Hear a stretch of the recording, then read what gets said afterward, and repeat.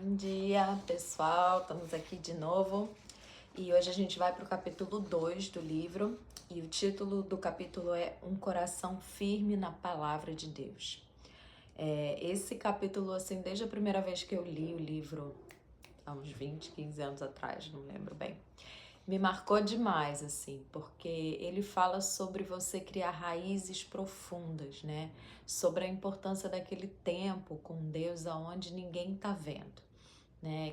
É como você tá desenvolvendo ali uma intimidade, um relacionamento com Deus que não tem nada a ver com o que aparece na superfície, né?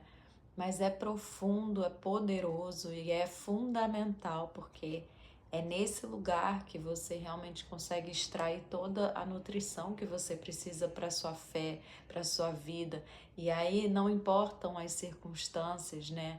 A gente consegue manter um coração firmado ali na profundidade, né, do Senhor. Bom, e justamente ela usa o versículo de Jeremias 17:8, porque ele é como a árvore plantada junto às águas, que estende as suas raízes para o ribeiro. Depois a gente vai falar mais sobre esse versículo que é maravilhoso e eu oro para que seja um desses que você decore e encha o teu coração assim de esperança toda vez que você estiver numa sequidão, numa época de muito calor. Lembrar que você pode estender as suas raízes até o ribeiro, até você encontrar vida, não importa em que situação você tá, né? O Senhor, ele quis assim, né? Ele colocou em nós o Espírito dele, né? Que é esse manancial de água viva. Amém? Bom, e aí ela começa o livro contando o exemplo de uma história que aconteceu com eles. Houve um terremoto lá onde eles moravam e o muro que cercava a casa deles, que era todo cheio daquela erva, era todo bonito e tal, ficou, uma das partes do muro foi derrubada e eles tiveram que reconstruir. E ao reconstruir, o muro ficou totalmente nu, assim, feio, né? E o marido foi plantar essas árvores e plantou, começou a ficar super lindo, mas uma das mudas não prosperou, assim, não floresceu, quer dizer, não cresceu. E ele, então, poxa, se preparou todo, pegou uma pá, pegou não sei o que para poder tirar aquela muda e trocar. E fala que ele ficou muito surpreso quando ele só encostou na muda e ela saiu. E ele não precisou fazer metade do esforço que ele achou que ia fazer, porque no final não tinha raiz nenhuma. Então foi muito fácil arrancar. E é o que acontece com a gente quando a gente não tem uma vida consistente de busca pela palavra, sabe, assim, do conhecimento, porque a gente pode falar que a gente tem fé, mas se a gente não conhece a Bíblia, se a gente não entende o que Deus pensa, você tem fé em quê? Né? Você pode ter fé em muitas coisas, mas a fé verdadeira, aquela que é pautada em Cristo, ela precisa estar pautada na palavra. Então, quando você busca o conhecimento de Deus, lê a Bíblia, ter como objetivo, poxa, eu quero ler a Bíblia inteira, eu quero entender como Deus pensa. Você começa a criar esse sistema de raízes, né? Bem consistente. E aí sim a gente começa a extrair vida da palavra. Bom, aí ela fala aqui algumas características das raízes, né? Então, a primeira ela fala: raízes não são vistas. Realmente, né? Ou seja, nada substitui o tempo que você tem no secreto com Deus. Então, é nesse momento que a gente realmente está ali estendendo a raiz para chegar no ribeiro, né? Então, aí ela conta também uma história interessante de que um dia ela estava num navio e eles viram um iceberg grande. E o cara do navio, tipo assim, temeu diante daquele iceberg, porque ele sabia que aquilo era só 1/7 do tamanho do iceberg, né? De tudo que tinha lá embaixo e do cuidado que todo o navegante ele tinha que ter de não chegar tão perto. Ou seja, aquilo gerou um temor, uma maravilha, né? Por conta de um pouquinho que aparecia na superfície. E ela fala: eu quero que a minha vida em Deus seja assim também, né? Que aquilo que é visível traga, né, um impacto sobre aquilo que é invisível, né? Então, assim, que ao em tudo que eu fizer, de alguma maneira eu expresse as maravilhas de Deus, né? Eu expresse tudo aquilo que ele tem feito internamente. Achei bem legal essa figura, né? Aí, outra característica, as raízes são para aprofundar. Somos nutridas, somos alimentadas, né? E aí ela fala, é o momento da grande troca. Gente, que é isso, né? Assim, quem faz isso sabe como é essa troca, né?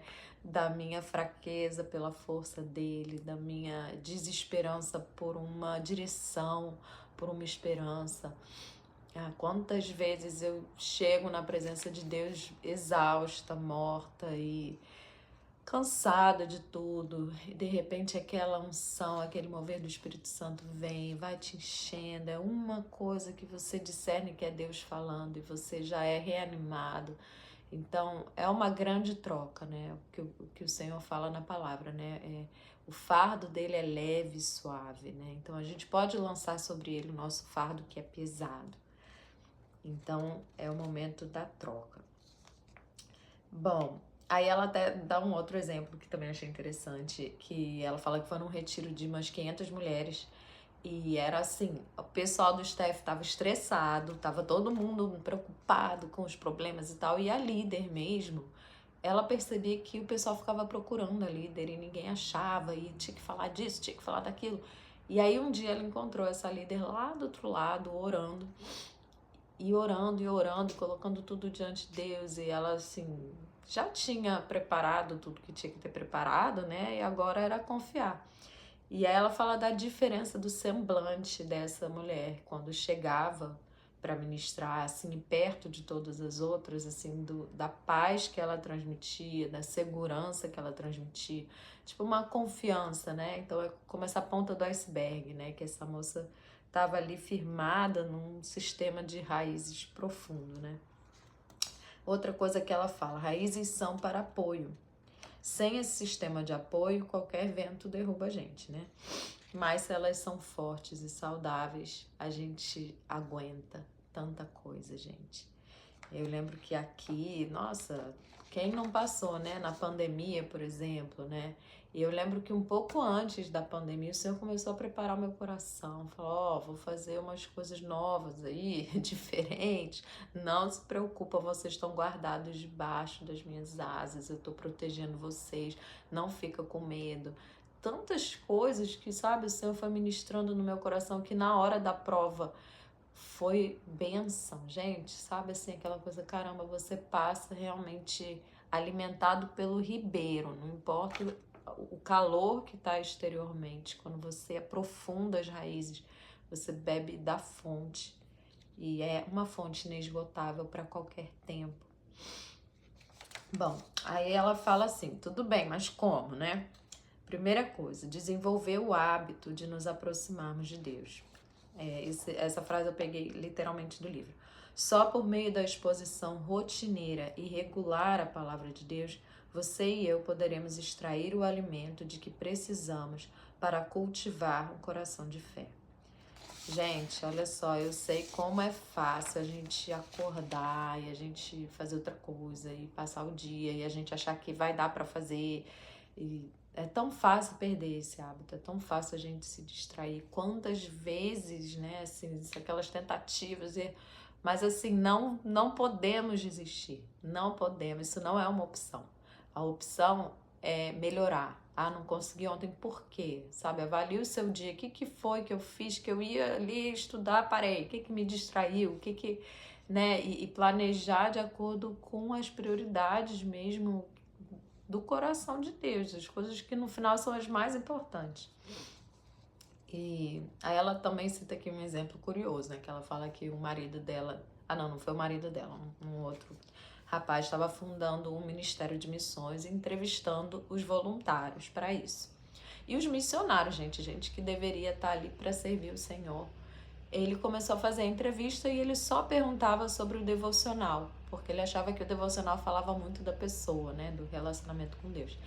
E das 29 pessoas que ele entrevistou, só uma delas falou, contou como era importante para ele o devocional.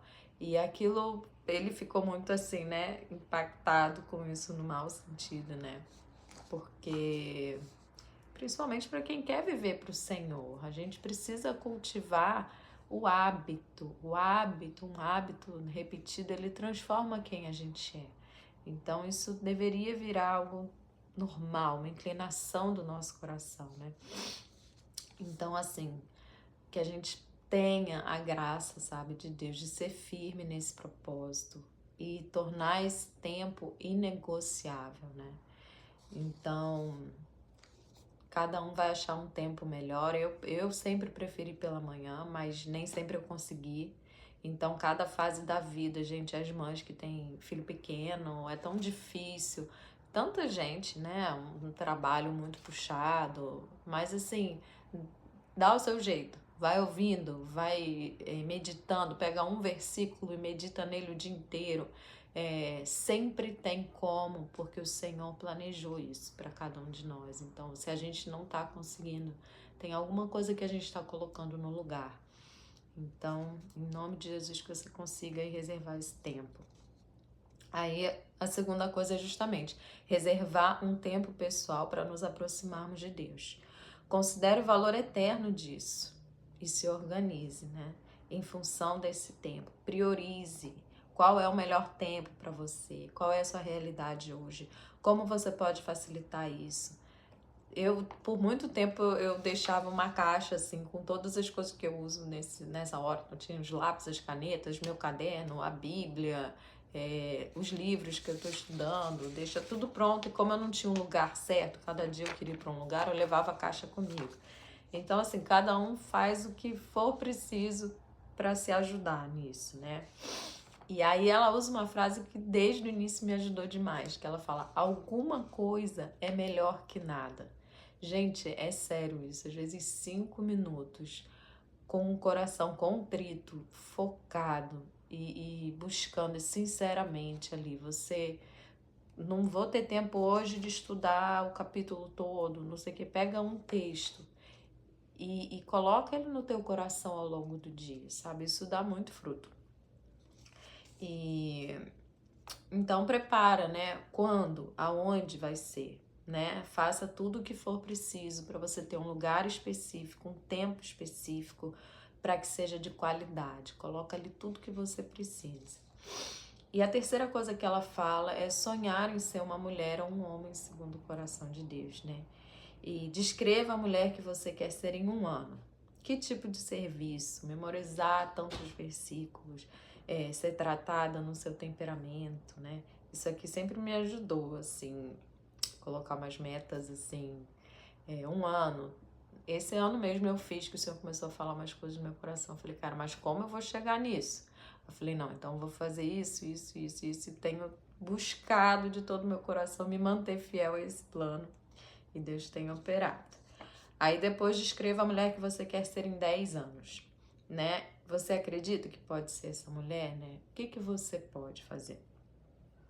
Na verdade, gente, concluindo, você decide desenvolver a sua fé ou não.